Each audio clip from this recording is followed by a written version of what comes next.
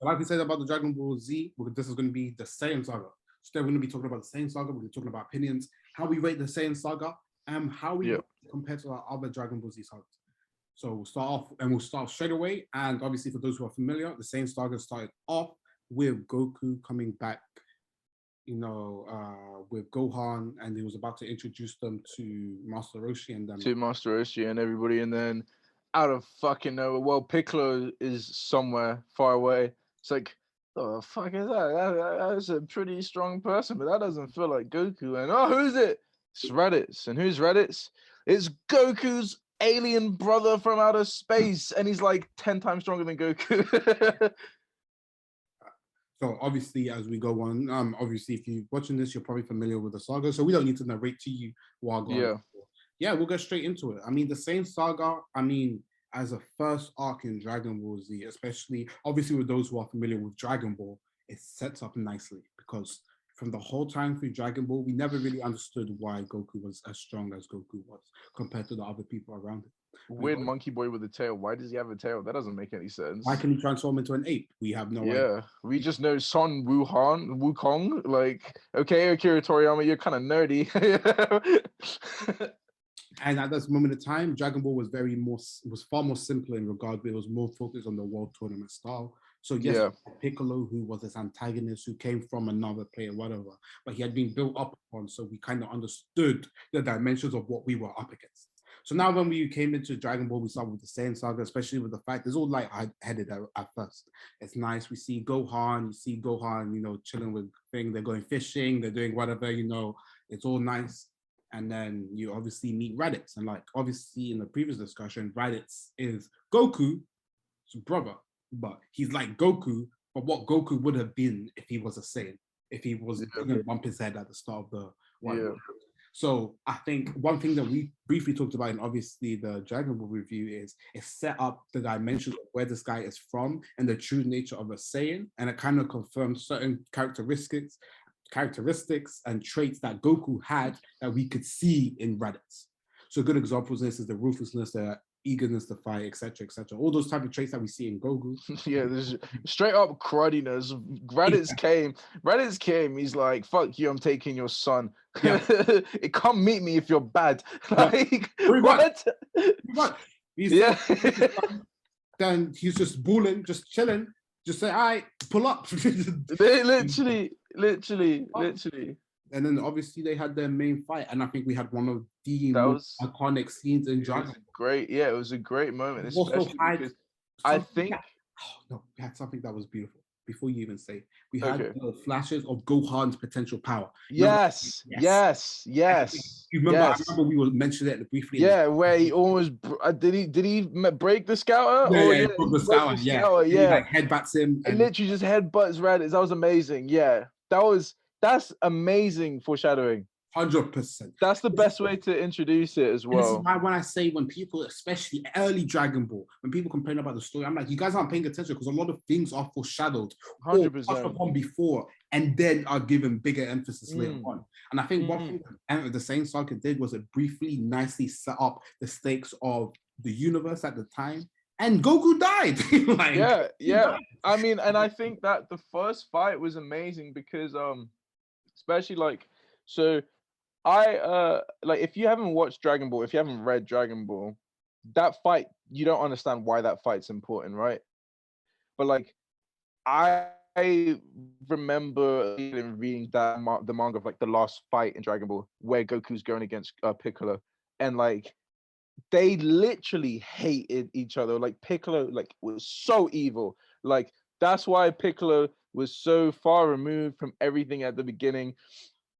And the fact that they came together after damn near destroying the world in that last fight, Goku literally it became a thing where they had to evacuate the whole world tournament to protect everybody because Piccolo was ready to Piccolo was so cruddy, he was so ready to destroy everything. The fact that they came together because Piccolo was you know what? When all is said and done, this is my home too, and I'm not really trying to say bye to it right now. So, having them work together, and also having Piccolo be hesitant for the plan for Goku to hold Raditz back and then shoot the special beam cannon through him. Like that's just like that fight is like it's crazy, and it sets up the rest of it, because then the last person who you would have thought to be, the world's new protector has to look after Goku's son. Yeah. Yeah. And not only does he have to look, he takes Gohan from Gigi because Goku's like train him, and Piccolo's like, fine, and he takes Gohan, and Gigi's like, what the hell? And Piccolo's like, I don't give a fuck. This is what we're doing now. Like that's like the best way to start the arc. You know what I mean? 100%. I think.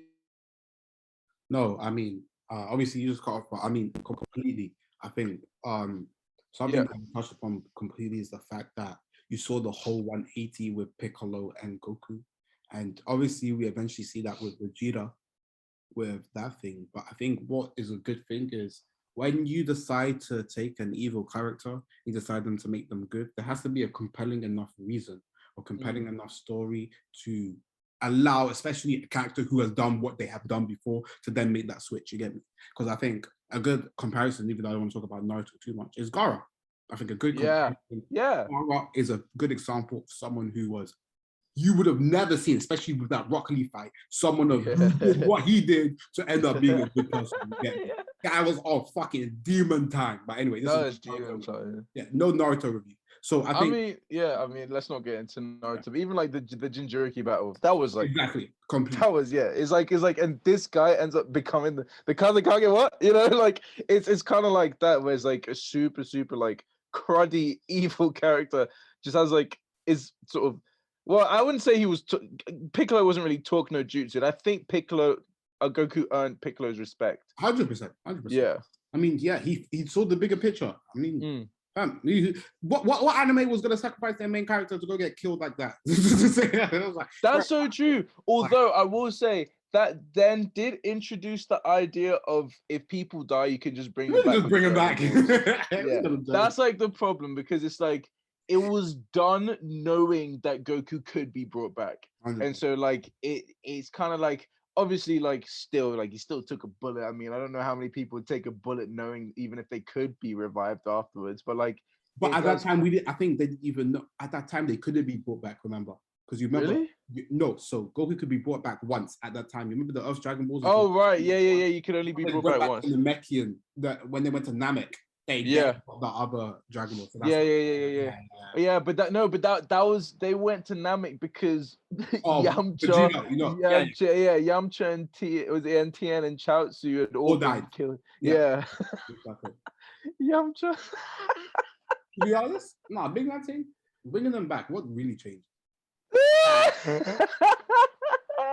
It's just the I allow Tien and Chaozu, but it's just I don't know about Chaozu. I allow Tien, but I allow Chaozu because let's be honest, like he was a small fish in a very big pond, and he still had the balls to go and do it. Yamcha, he wasn't even paying attention. Bro, man got his bitch stolen. Man got L's after L's. Man got killed by a Cyberman. Vegeta was responsible for his death and then took his woman. Oh my goodness, no! Like, just deep it, like... That's actually fucked, Vegeta is a villain in Yamcha's life. Oh, he's a Jamaican, bro. Oh my goodness. Bro, Vegeta came with Yardy antics into Dragon Ball, and Yamcha was... That's 100% Yardy antics. That's crazy. Snake Way. What do we think about Snake Way? Before we do that, Vegeta is a Yardie. Goku's been called a monkey. Saiyans are black people. Word. I feel like But continue, Snake Way.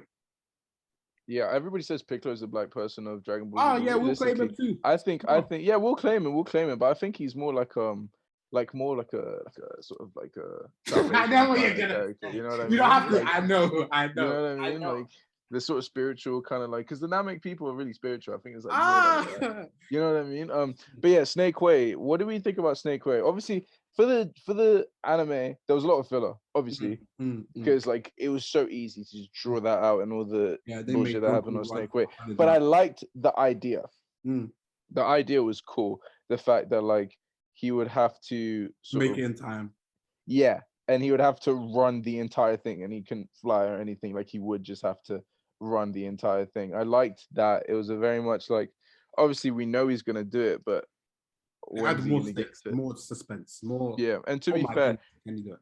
King Kai's planet was cool. I think that King Kai's planet also introduced the idea of gravity training, Yeah, because It was. because obviously Goku gravity trains on his way to fight Frieza to Namek, and so this is like the first time where, because the speed and the strength is, because of the gravity or the gravity on Vegeta was much more than, so I think it's a cool idea, because realistically it's like, how would you, like, what would you come up with, especially because it's a really lighthearted way of like, of a power boost without having to like fight or like die or do anything. And it's literally like chase bubbles around in like 10 times gravity. And you're like, what?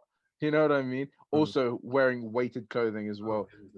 Like it's a pretty cool, and to be fair, it's pretty iconic, especially like with like gym heads that are into Dragon Ball as well. Like it's kind of crazy how like it became like a proper like trend. But I think it's a interesting way. I also think that could have been what inspired Rock Lee. Think about it. Until I confirm, I don't know. It could have a potential, but It could have been, because realistically, like, because I get like weighted training is like a thing, right? But yeah, like in anime, like as a thing, like, and we know like how like weight, like gravity training is literally like in every single arc from the beginning. It's in the Saiyan arc, it's in the Frieza arc. I'm pretty. I mean, I don't know. I don't know. I don't know how the hyperbolic time change is. Yeah, I was thinking about that, but it's definitely in the boot arc as well. So I'm thinking maybe that beautiful moment with Rock Lee and Gar could have been because of Dragon Ball, and then that would be another sort of why Dragon Ball is so influential and important, because. No, I hear that. But no, completely. I think you touched upon a lot of good stuff, and there was a lot of things that I think the Saiyan Saga did well. I think one thing with the Saiyan Saga, it becomes kind of overlooked because the other arcs are just so much better than it. But yeah, that's true. what it does well, it gives a nice introductory to what the setting and what the type of spin-off from what to expect Dragon Ball from Dragon Ball to Dragon Ball Z is. Yeah, you watch Dragon Ball. Dragon Ball Z was much grittier than Dragon Ball. 100%. Dragon Ball had its dark moments, but Dragon Ball did, to the level that Z did, especially so early. So then once you get that, then you get the Vegeta, because is the Vegeta and everything, would you still count that as a Saiyan arc? I would say so. No, that's still the Saiyan arc. The Saiyan arc is, I mean, it's the same way like this, the Android arc. Well, the Android arc was the androids and Cell, and then the Boo arc was like the World Tournament. The World Tournament and Boo. Like I feel like with the Saiyan arc, it was Raditz, Vegeta, Nappa, Vegeta, and those were like the main villains of that arc. Yeah. Okay. It was a long arc, but yeah. No, so then even when we continue, then you get into obviously the arrival of Vegeta and Nappa and then man. So wait. Before we get into that arrival, right? I think seeing Gohan's training regime was it was good. It was good character building. I liked seeing sort of Gohan being like just thrown into the wild, and it's quite cool because it's almost like you see the difference between Gohan and Goku, because like Goku and Dragon Ball is around the same age as Gohan when he's just tossed into the wild, right? And it's like you see how well Goku was a man child, you know what I mean? Like he was out in the wild just doing whatever, whereas like Gohan was like scared shitless and just did not want to. And so it's kind of like, it was nice because it's kind of easy when you have I mean, like the typical shonen character, like a Luffy, like a like a Goku, where it's just like they are just like super down for the fight and don't really care about a lot of things apart from eating and fighting. And so it's like at that point, from a writing perspective, you're just like, okay, so what type of villain can we introduce to make this interesting? But then when you have that and you've done that and you introduce a character who's potentially stronger than that original character, but he's a pussy. So what are we gonna do about this? Like, how do we build him up to the point where he is not just stronger than Cut out. without, you know what I mean? I think, and I think that was a really interesting part because Gohan did by no means blossomed in that arc at all. Like he had his adventures and he did build up on his character, but when it came down to it, he froze, and it's fair enough. And it brought a more human aspect into it as well because Gohan is half human, and like Goku is very much just like I don't think he ever had a moment where he froze. You know what I mean? Goku had moments. Kid Goku had moments where he got beat up, but he didn't have moments where he like froze completely, had no clue what to do. Whereas Gohan had no clue what to do, and whilst that in of itself is great, is sort of like to show the differences and show the potential for his growth, but also, especially in that Nappa fight where Piccolo has to jump in front of him, you've got that's Piccolo redeeming himself, A, and B, that's Gohan's motivation. Yeah, and even forget even redeeming himself. It shows Piccolo go a step further because he's already. I think him looking after Gohan that year was kind of like now him sacrificing his life for him, especially knowing the stakes that if he dies, the Dragon Balls die, so they know the stakes of what's happening. To give all that, I think that that was a extremely 100%. There was some really I was really well done. I think that was really well done, especially because it was kind of like that was like pretty much the only other person that was left at that point was Krillin. You know. Yeah. And then Goku hadn't even arrived yet. And so it's like it was a good moment. It was a good moment. 100%. And even before, obviously, we won't touch too much. It gave us the eventual need for them to go to Namek because then they get the Dragon Balls. But anyway. Yeah, exactly. That was a good way to sort of segue, like a good segue point into the next arc as well. There was a lot of good stuff. Continue the arc, and then you get the obviously moments from Gohan. We get to see more of him using his power a little bit more. Moments with Nappa and stuff, and you see like the sharp increases in his power level, and then they'll drop down. And it's kind of like what we said earlier in the Raditz fight. His love of power and foreshadowing of what is to come. Then obviously you get Krillin. He does his thing. He nearly kills him kills Nappa with the destructive disc, and then Vegeta tells him to jump. I remember the last second.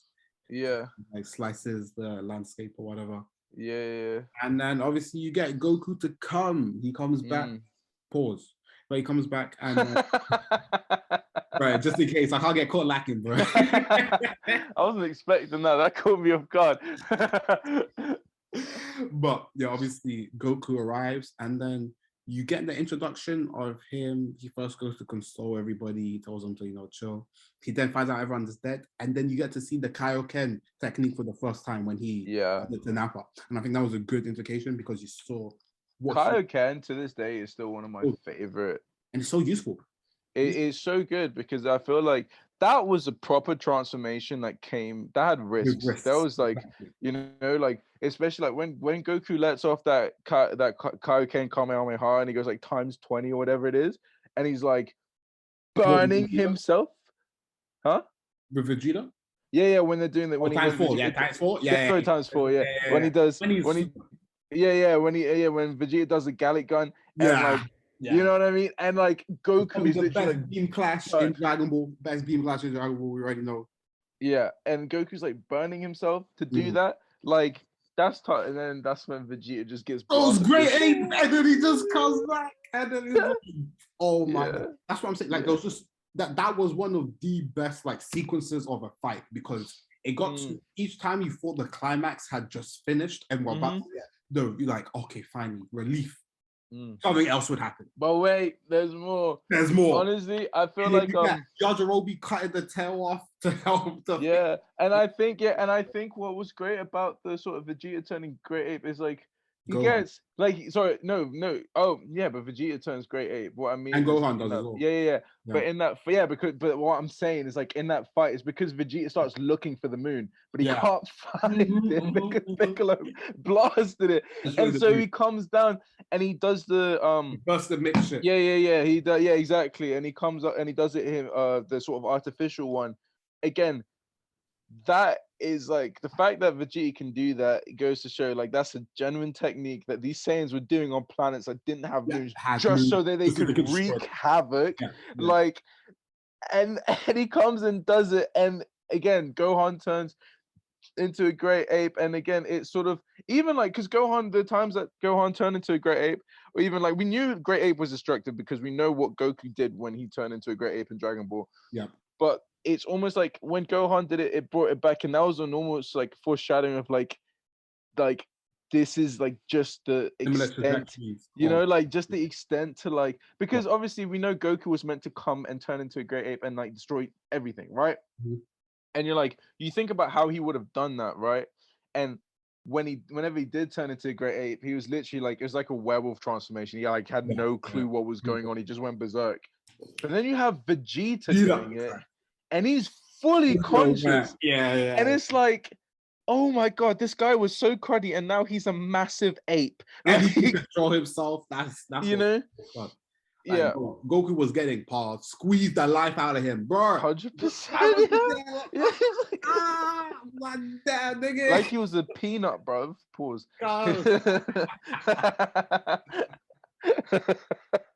I'm dying. Yeah, Bro. Nah, man. The Saiyan saga was too cold. There was too many good moments. I mean, there was some. Yeah, there was some. Yeah. versus Vegeta fight. I just find Yajirobe just doing fuck all the entire time, and then like he just comes in, you know, the things. comes in clutch. Yeah, bro. Comes in clutch. That's really, really funny. And then you get to see more of Goku's character, which is something I'm going to highlight.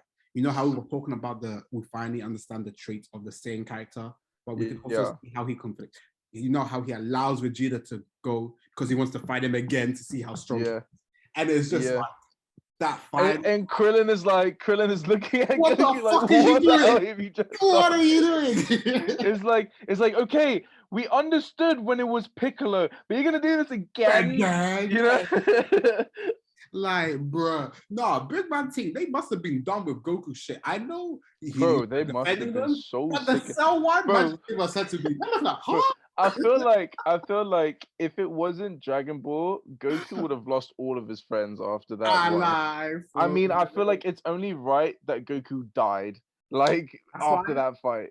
That's why, you know, when people try to say Goku's like focused on a savior, he's like a hero. I think a good thing, obviously, I'm gonna talk something brief. Remember in Dragon Ball Super when he does the whole punch with Jiren, you know, he has a little speech. He's like, I'm not a hero of justice, blah, blah, blah, blah, blah, blah, blah. I think one thing that sometimes gets displayed, especially when they got to Super, is that there is a conflicting contrast with Goku that people think that he's just a good guy. I think it's also he wants to fight someone, and being a good guy kind of comes out with a result. Rather than him wanting to be a good guy first thing, you know? I think there are instances where he focuses, obviously, when it's his family and stuff. But I think in general, which I think is a big people get conflicted with his character, is that they think he's a good guy. I don't think Goku's. I think he's just. I don't think. No, I think Goku. He's very selfish. Goku has a good heart in the sense that like he will protect the people that he needs to protect. But that comes at the cost of him trying to navigate like how badly he wants to follow his urges at the same time. My problem with Super is that I think they just dumbed Goku down too much. Like I feel like it was true. It was very true to his character. They just made him look a lot more stupid. But like, after like I mean, to be fair, like we've been known that Goku was very much the type of person that prioritized a good fight over like the fate of the universe. You know, like we've been known that. But again, we're like, man's like, oh, you can teleport me back? Nah. You know. I'm good. Yeah, no, literally. So like, I think, I mean, to be fair, let's talk about the fight with Nappa, because that was the iconic. It's over 8,000, but it's over 8,000. But that pissed me off. What is it? But I just think I was amazing because Nappa caught hands, and it was so satisfying to see. It was such a satisfying fight to watch, just because like Nappa.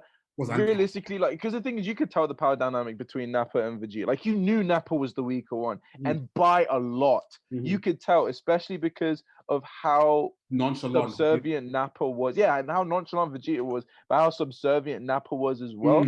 And he was just absolutely blitzing through these characters that we've come to know and love, you know. And so watching Goku come back and absolutely just like not even try, that was like, oh, great. Just felt like a relief. Yeah. 100%. Yeah. Oh. But yeah, no.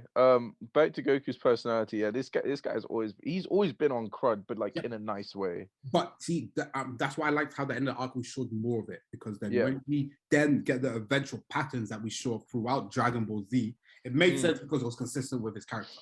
I Yeah. guess it made sense for Gohan, even though I'm still not allowing him the Buu Saga one. I don't care what. I don't care. No, that one it was too bullshit. much. But That, aside from that, yeah, I mean, it's like how much can you excuse, really? You exactly. know?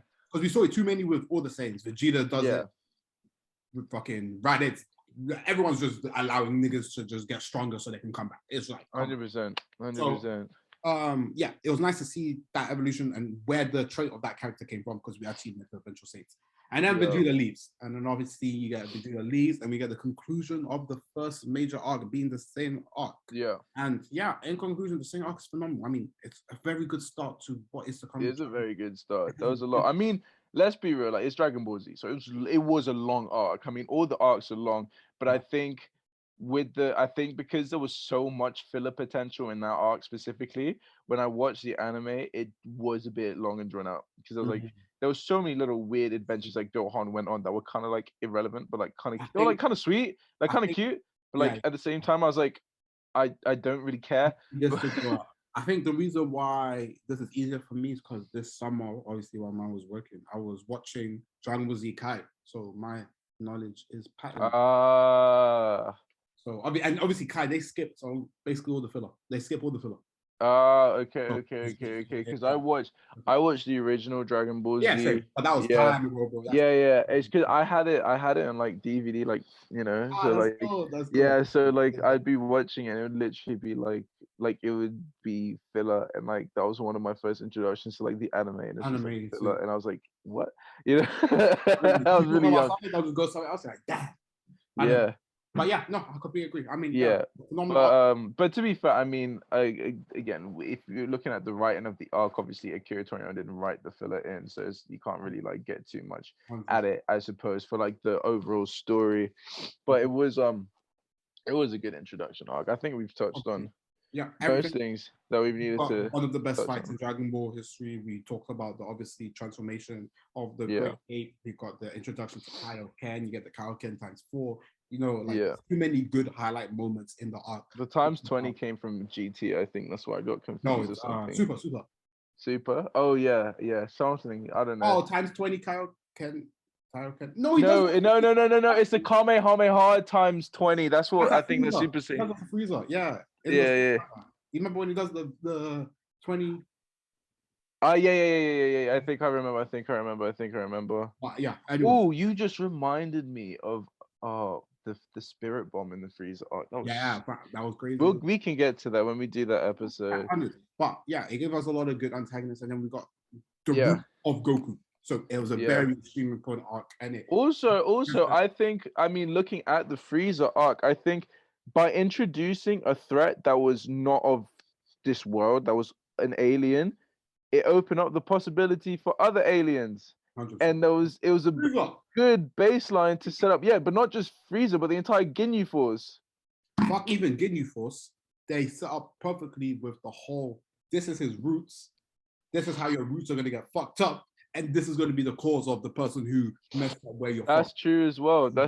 Like, why are there only this many Saiyans? The next arc, it made both storyline arcs connect, and it perfectly to the next arc, which is why the Frieza arc became so good and what it was. Yeah, because there was so much, it was the direct sort of continuation of what was nice. And to be fair, if you look at the chronology of the sagas, I think the way that the Cell Saga was done, it did it, and this is like a short sort of segue, but I think like bringing the old villain from the last saga, bringing in a new character that completely makes light work of him, and then having that sort of bust open the next one to connect this. I feel like that period, like that's like first 3 sagas, that's like prime Dragon Ball Z. That's like prime Dragon Ball Z. Like, is so much good stuff that goes on, and the Saiyan Saga was the beginning of that, and it did a really, really good job. Now that I'm thinking about it, like I'm deep in it, I'm like comparing it in my mind to like other anime that's like been coming out, and it's very, and like That's like the first saga, and that's by no means the best saga. And I don't think many anime could top that right now. That arc, exactly, and that's why I don't think many anime could top that. Goaded. So my And final to be fair, again, to its credit, it had all of Dragon Ball to build up to that 100%. point, which is fair enough. Yeah, But still, to be able to build on something that you've done good is even more, in my opinion. But okay, so now I want to ask you, in terms of Dragon Ball Z, what do you rank it as arcs? So there's a Saiyan Saga, Android, Frieza, and Boo. Where would you rank it? So out of 4, yeah, 3, because I think it was better than the Boo saga. That's exactly, we have the same. Yeah, it was better than the Boo saga. I agree. There was so much disappointment in that saga. Hey, we'll come on to the Boo saga. But so that will actually be our review of the Saiyan Saga. Obviously, if you're familiar with it, let us know your opinions. Obviously, this is phenomenal arc, so much nostalgia, so much good shit to talk about. 100%. So like, comment, share, and subscribe, and thank you for watching. Yeah, absolutely. Do a madness on that like button and tell us your favorite moments of that first arc. Yes, sir. Thank you for watching. Young millionaire mentality.